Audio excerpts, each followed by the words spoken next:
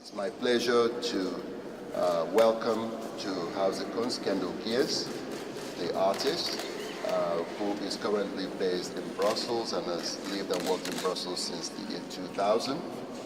It also is my pleasure to welcome the curator of the exhibition, Clive Kellner.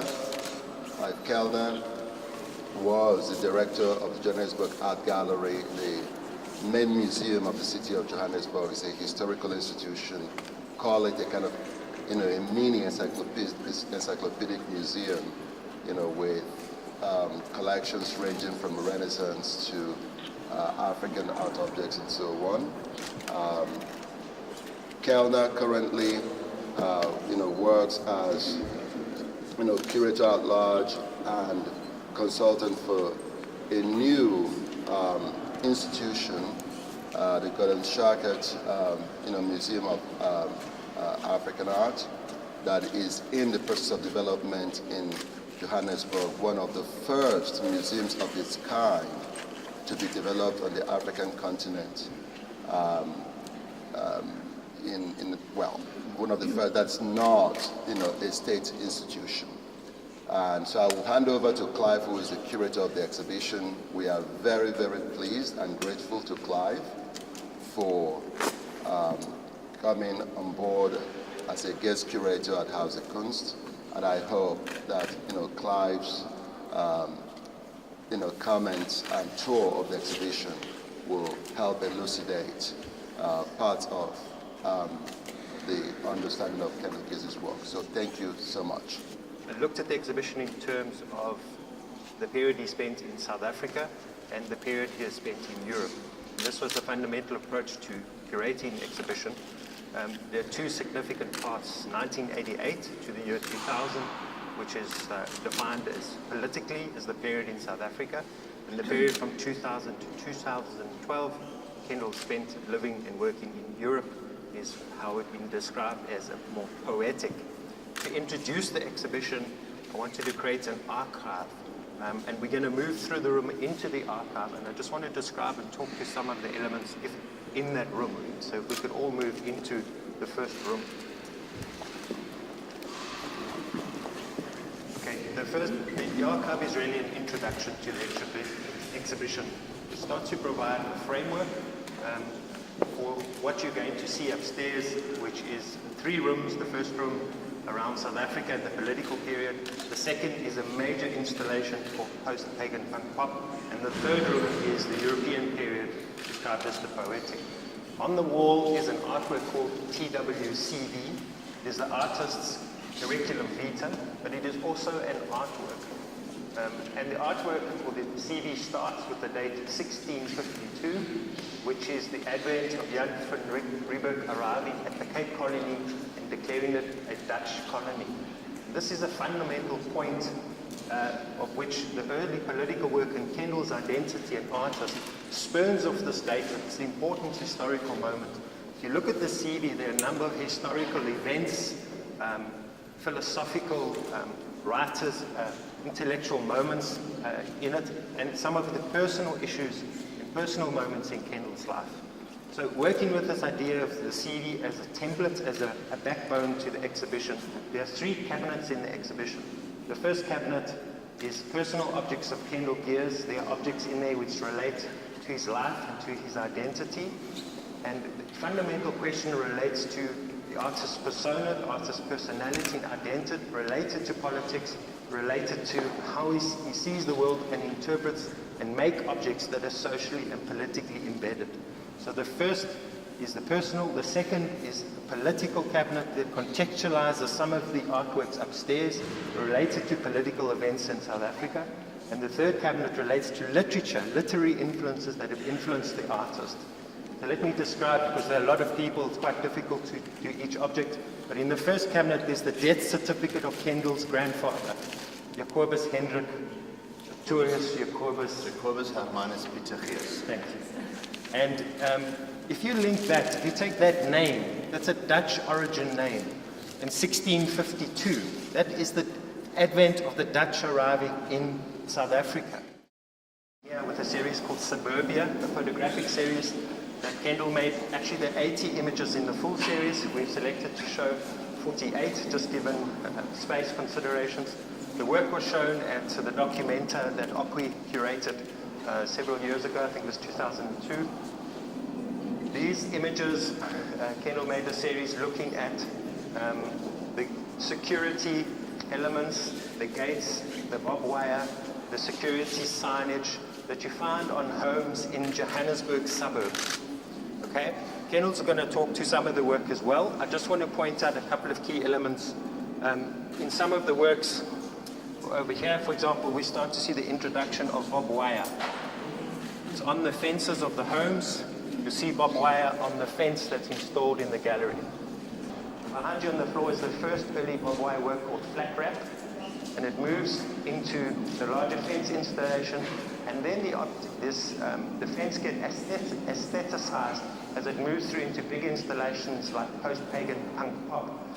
And on the CB, you'll see the dates 1890 and 1894 as the Anglo-Boer War in South Africa. And this is the first time the British forces made concentration camps, where 65,000 Boer men, women, and children were killed in these camps using the barbed wire. The second element within these is the signage, the security signs. And you'll see it on installation corner piece. Same security signs come into these elements in his work. Thank you all for your time. I'll try to keep it brief.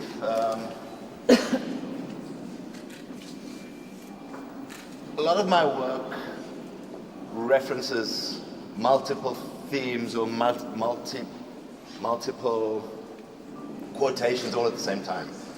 The work is sometimes deceptive by its simplicity, but don't get taken in by that. There's another level, and the more you search, the more you'll find.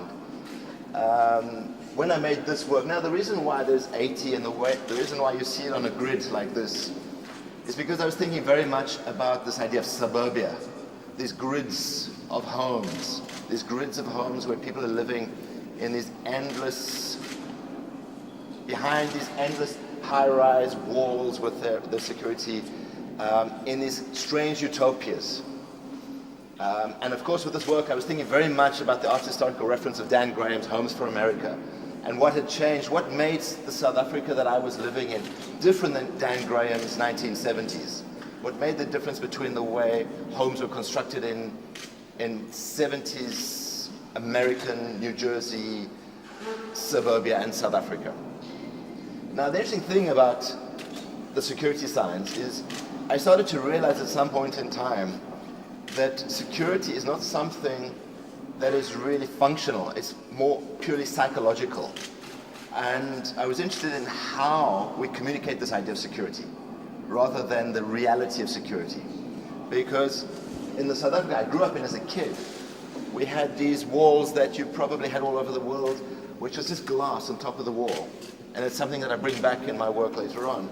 That was a very rudimentary, very basic sign of security at one point in time that people needed to make themselves feel safe.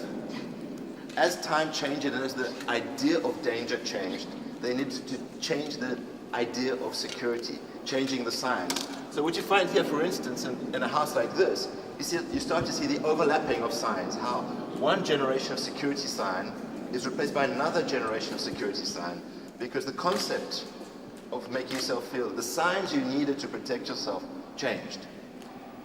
And what's fascinating is if you go to Johannesburg today, you'll probably see none of these signs. This work is more than 10 years old, and the sign of danger and the sign of security is completely shifted now into something else. They use different images today. So a lot of the work is about this question of signs, symbols, language, and how the things we use to communicate ideas. So the fence, indeed. Now, one day I understood something very, very, very vital and important as a young artist, as a young man in South Africa, and that is I was illegitimate. Indeed, I ran away from home at the age of 15, but I also understood the illegitimacy of an identity. I understood that I was born into a working class, white Afrikaans South African family. And during apartheid and post-apartheid, this was not something that I could acknowledge, depend upon. My family had been living in Africa for 300 years, but I had not yet become African. And for many people, for many of you, you'd look at me and say, but you're a white guy, how can you call yourself an African? I am an African person, I'm an African artist. And it is this contradiction that I explore. But what is my cultural heritage? What is my identity? What are the values I believe in? What can I think about my ancestors? Nothing. I can take absolutely nothing from the world I was born into. So at some point in time, I had to reinvent myself. I had to search for an identity. So you see over there the work Bloody Hell. So it's a work from 1990. Because of my political involvement in the anti-apartheid struggle, I had to leave South Africa in 1990 in order to not go to jail. But when Mandela was released, I was able to go back to South Africa. And the first thing I did is I removed the blood off my arm and I washed myself in my blood. So this was a ritual cleansing. It was a baptism. It was me giving birth to myself. It was also me trying to take away this white skin. It was me trying to understand what could I become. And of course, the more you wash, the dirtier you get. The more you try to clean yourself with your blood, the worse it gets. And in trying to understand this journey of what it is to be a white South African and reinvent myself, I started to look around me to try and find signs of what made up the world that I was living in. What constructed my identity? What were the things that I could take for granted if it wasn't my family, or my heritage, or my inheritance? And as Clive pointed out, I started to think about what makes South Africa different than another country. In the Second Boer War, between the English and the Boers, in the late 19th century, the English did something terrible. They used barbed wire as a weapon. This was the first time in the history of the planet that barbed wire was not used against cattle or horses, but used against humans. The British invented the concentration camp in South Africa. They started at the one side of South Africa and they burnt the entire country and put all the women and children into concentration camps. Many, many thousands died in these concentration camps. And eventually, the country was so decimated, they invented trench warfare there, they invented barbed wire there, they invented concentration camps there, and they invented the modern war there. Fast forwarding into the 70s, there was a company in South Africa called Cochrane Steel, who invented something called razor mesh. It's sometimes called razor wire, it's called flat wrap. It has many different names depending on the use or whether it's flat or whether it's in a concertina. This material was invented to service the military and the police of the apartheid system. Now you'll see downstairs a photograph I took just after a neo-Nazi right-wing bomb blast in downtown Johannesburg in 1994. And there you see how it was used. You have this truck, and you have this material behind the truck, and they hold the one side, and the truck drives down the road, and within seconds, you have a 6-foot wall that's impenetrable. And what makes razor mesh different than barbed wire is that it attaches itself to you. It will attach itself to your skin, and it holds on to you. It's very difficult to get around. And very famously, many years ago, I said the difference between barbed wire and razor wire is barbed wire is for cattle, razor wire is for humans. This is what is used around the world today to create borders. Now, at some point, I was making so much work with this that the chairman of the company in Johannesburg called me up and wanted to meet me and wanted to know, who are you and what are you doing with my material? And I went into his office and I saw the most incredible thing. His wall is behind him, wall to wall, floor to ceiling, were photographs from Time magazine. And he apologized. He said, I only started my collection of cuttings in the last year or two. I wish I'd started earlier. And on the wall, I saw every flashpoint in the world.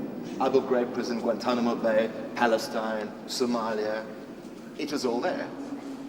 This company is supplying the world with borders, and it's coming out of South Africa. So it's an indigenous, authentic African material that's extremely contradictory, like I am. Now, since I've been here, a lot of people say, but wait a minute, this is an African problem, we don't have that in Germany. If you look in the catalog, you'll see an image called Deployed, where you see me working with the German military with this material. In Germany, you call it NATO-Draht, NATO wire. It exists here. But it doesn't exist around your homes like it does in Johannesburg. It exists around your borders. It exists around train stations. It exists around airports. You just have to open your eyes and see it. It's everywhere. So now, this question of borders, barriers, boundaries is very central to a lot of my work. And there's this question about the inside and the outside. And borders can be used to exclude people as much as it can be used to exclude ideas. And one of the things I tried to do as an artist, I had an exhibition in Cologne many years ago called Grenzgänger, the border runner. And that's very much where a lot of my work situates itself, is on the border between two states of being, between two states of mind, between two identities, being African and European, being white but still African. The self-portrait Heineken beer bottle, as we explained, the Dutch came to South Africa, the Cape Afrikaans people, Kendell dislocated from that heritage, and the beer bottle becomes a metaphor. This beer bottle is designed, it's filled with Dutch contents, comes to South Africa, it gets used, and then it gets discarded. This bottle gets thrown away and it breaks. And what you get is a disembodied head, a disembodied image. It's dislocated. This is the vernacular. See, when something transforms from its original into an inauthentic original. There's no longer an original. We don't speak Dutch anymore. We don't look to the Queen of Holland. What for? But we also don't have the same ancestral heritage as perhaps someone who has Zulu Xhosa identity. Now, we think of design as something purely decorative, but no, it has a political function as well. So the design of the Heineken bottle, the design of the label, the design of the bottle is very significant. And I always compare it to an ideology. My ancestors were sent to Africa by Holland with an ideology in mind, with a program, a genetic, it was a socio-political engineering program. And at some point, that program falls apart and it loses contact and the design is broken. And what's left over is garbage. But the most important thing on the piece of garbage is the word imported. That's what it's that idea of an inferiority complex, that we drink Heineken beer because it's imported, makes it more special. But it's not, it's broken, it's decapitated, it's discontinued. You know, I love to say when I go to Holland, I'm your Frankenstein, coming back to haunt you. So this is a very good example of a lost object. And also remember at the time, as a young militant, I was also using these bricks to throw them at the police. This was a weapon. This is a weapon that we're using as part of the liberation movement, as was this. So these bricks here are called hanging peace.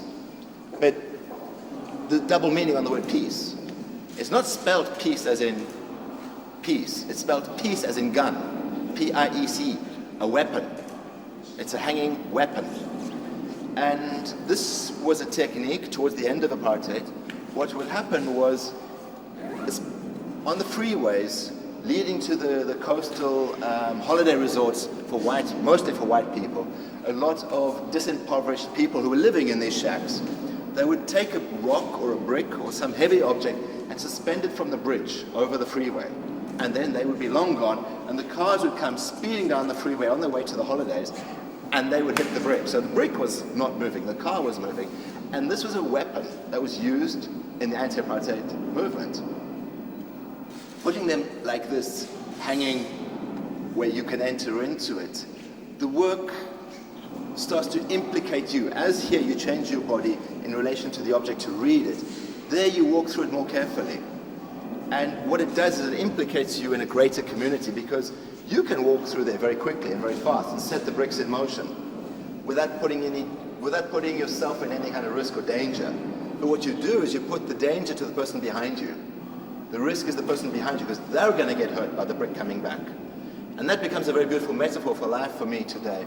The harder you push the brick, you can move away, it's going to come back. And even though I made this work in 1993, very much in the time of apartheid and politics, for me this becomes a metaphor for closer to what I'm doing in the last room for today.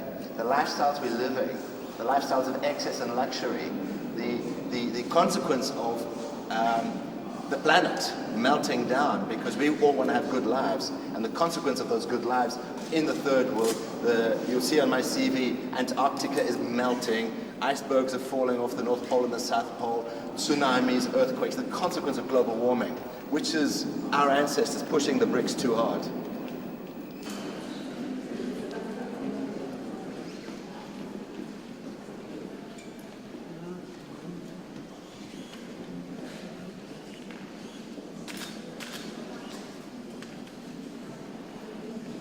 Suddenly you're in this glass cathedral, this place of light. It's absolutely beautiful, and suddenly you breathe and maybe the weight kind of gets lifted as you move through this space. But you still find the things embedded in it. It's beautiful, it repels, but it attracts at the same time. The bobway is still dangerous, but it's aestheticized, it's changed. It's not as raw, it's not a found object, it's a transformed lost object. But it has beauty, what the mirror and glass does in this room. You can imagine as a curator, and I'll speak briefly about that, that's my function within the exhibition context, the opportunity to have a major installation like this was actually quintessential to the exhibition. And also the support from the house to realize pieces of this scale and complexity, because you can imagine it's a complex piece put together. But in fact, there are 3 artworks that have been drawn together in this room. Post-punk pagan pop, use the razor mesh fences with the mirrors, and then there are 2. The one is a suspended stainless steel, and the other one, as you pass in the entrance, is the bronze standing piece, and those are monument to the F word. And then on the walls, the mirror pieces are 4-letter portrait. And I wanted to bring that relationship together in this room. So the fence you see over there, when you came in, is called, title withheld, exported. Now, I explained to you, it was a big export of South Africa, that's this material. So the word exported clearly refers to that, but when you're exported, it's also like being deported. It's the idea of the fence is creating an exclusion. And that fence is very much a division between 2 parts of the space, 2 parts of the gallery. What happens when you enter into post-punk pagan pop? You can already tell the change of title signifies a very big shift in the way I'm thinking. And the most important thing that you'll notice is once you enter in here, you see yourself. You're not exported or excluded. You're implicated. You're part of this. We're all part of it. Because even if one chooses not to see, you can choose not to look down or see yourself, but it's there. And as you go through the labyrinth, you make choices to go left or to go right. Occasionally you'll end up in a dead end, and you have to go back again. But more importantly, these are physical choices which have an effect on where you end up. But more importantly, you have a psychological, spiritual choice as well, which is what the mirror is. The mirror becomes a metaphor. It becomes a symbol for the choices about entering into another world, a world of spirit. The mirror was a way of entering into the world of the ancestors, the world of the spirits, the world of the gods, the angels, the demons. This is the other world of things we believe in. At the entrance it said, what do you believe in? The world that we believe in. In Europe in the former century, the mirror pretty much had the same function. You know, Lewis Carroll's Through the Looking Glass. It was this world of the imagination that we would enter into. Or you would have the spiritualist people who would speak to people who had died through mirrors, or speak to ghosts through mirrors. Today, in the West, in Europe, United States, and all the developed countries, the mirror is no longer a symbol of spirit. It's a symbol of flesh. It's a symbol of the body, of materialism, and it's a symbol of self-hatred. Because we wake up in the morning and we look in the mirror. It's more or less the first thing we do. And what do we do when we look in the mirror? We hate what we see. We don't like the way we smell. We don't like the way we smell. We put on deodorant. We put on perfume. We brush our teeth. We change the color of our hair because maybe there's 1 or 2 hairs that don't look correct. We use shampoo. We use conditioner. We use soap. We get rid of the wrinkles. We get rid of the blemishes. We get rid of everything that makes you human. We get rid of everything that makes you an individual. We get rid of everything that makes you special in order to try to all look the same. By buying the products that advertising is proposing, that we put on ourselves in order to try and be the same, so that those companies can get rich off our vanity by taking advantage of some people in the third world manufacturing those things en masse. And the other thing about the pendulum is that it has another F word inside, which is an F word that you will see a lot around the exhibition. And that's the word fuck.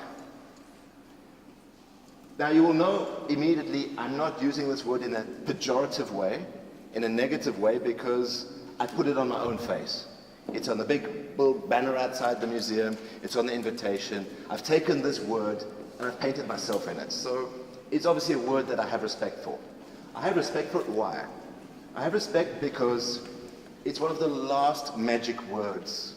It's one of the last, from the brick all the way through, language has preoccupied me. Fuck is important because it still will get a reaction. If you use this word, it's still forbidden on American television, it's still forbidden on official English television. You still cannot say it on MTV, and most important, it's still not a perfume. That's how you know it's powerful. But like a lot of my work, this attraction and repulsion is important, the creative and the destructive. The missile going up and the missile coming down, this contradiction, because fuck can be positive or negative. If I say fuck you, that's a declaration of war. That's going to get you very angry. You're going to have a reaction. If I say fuck me, that's an invitation. That's something beautiful. That's how we make babies. That's how we were all born. That's how we come into the world. Now, of course, it's a 4-letter word. And that's how you know it's a working class word. The reason why people get angry is because it's also, fuck is not the same as intercourse or copulation or making love. No, that's what educated people say because they're afraid of the earth. They're afraid of the roots. Fuck is a word of the street and it's a word of the earth to say the same thing. And that's why I use it. So, and you will probably spend a long time trying to search for the letters. If you look, I mean, people never see the word. So I'll give you a clue.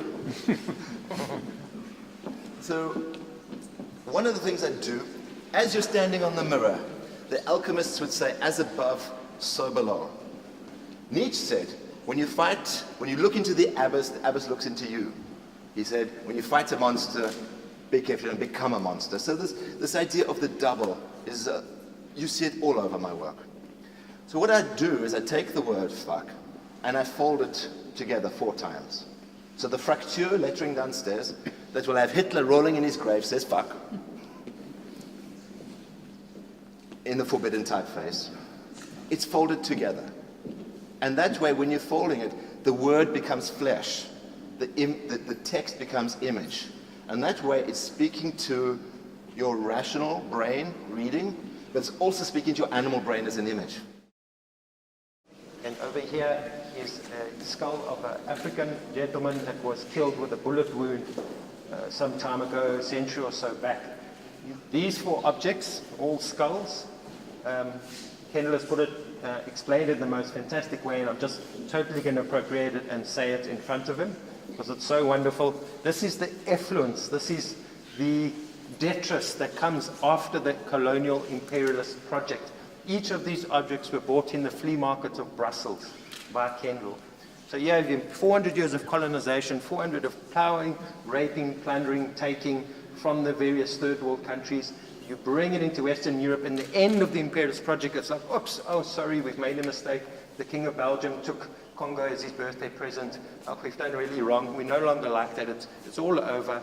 And then this stuff just spills out. It just kind of gets washed up. And this is the power of the totem object or the fetish object. Fetish object there. The language becomes a fetish. And these power objects. The second, the skull in art history, is such an important symbol. It's the vanitas object. Remember you will die, from the Latin, vanitas. And you see it in so many historical paintings. As a curator, to come across that kind of symbol in the artist's work and look at the portrait of Kendell, it's one of the most frightening images. I even get nervous around Kendell. I've known him for 25 years, and I come and I look, that he's watching you, he's looking into you. And this is the opposite. There's no human personification. we don't know the person. But again, the transcribing of the text onto the object, it's absolutely iconic images. I made this work in China. So we have here my tribal object that I kind of imagined, my animistic object, working with resin.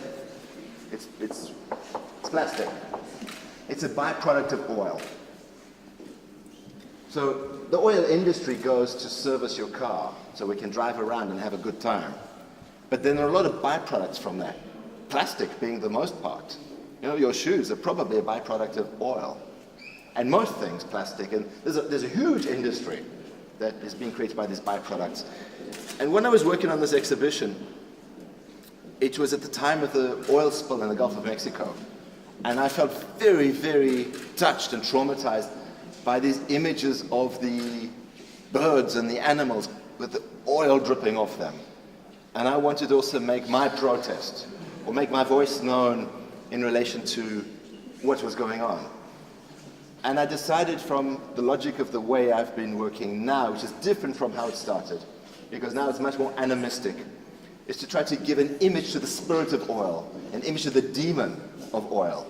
So using the byproduct of oil, plastic, I've created these demons. And I put them on the shiny, slick, beautiful black oil drum, so you can also see where it's coming from. And this relationship between how things are exported in a clean way, but they're actually very ugly inside. And the last thing over there is, before you ask, that's the word believe. And I think it's very beautiful that I'm very happy that Clive also decided not to make the priority at the final point of the show an F word, but he chose the word believe, because as in the catalog, the last page in the catalog is the word hope.